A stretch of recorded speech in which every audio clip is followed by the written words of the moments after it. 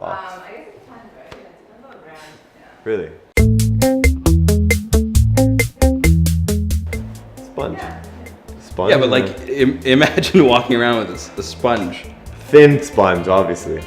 Tampons are like cotton or like almost like tissue paper, like thick tissues, like soft. I don't know. Most tampons out there seem like pretty synthetically created in like in a lab kind of deal.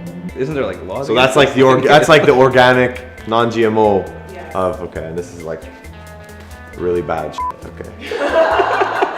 Don't buy these. Don't use these. Kind of sticky. Does that come off or does that? Yeah. Oh, that probably keeps it in. That probably keeps it like in Is this place. supposed to happen? Why is it blue in that one?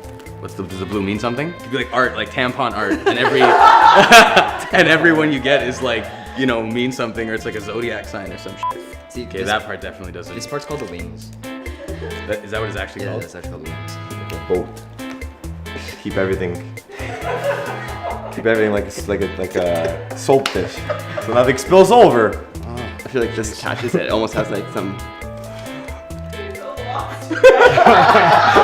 Which one would I use? Well, obviously this one. This This one's a lot more. looks more comfortable. Yeah. Looks like this has like more plastic on it. I don't know. Much more comfortable. Yeah, this is super thin.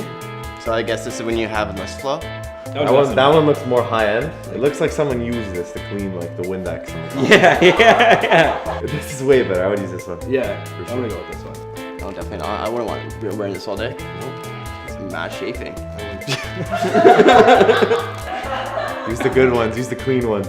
I couldn't imagine having to bleed once a month for so long. So prior to them, or be able to deal with it. I feel better now talking about it. Yeah. It's really important. I think it's really important to actually discuss and talk about it openly, whether you're in a relationship or not. Just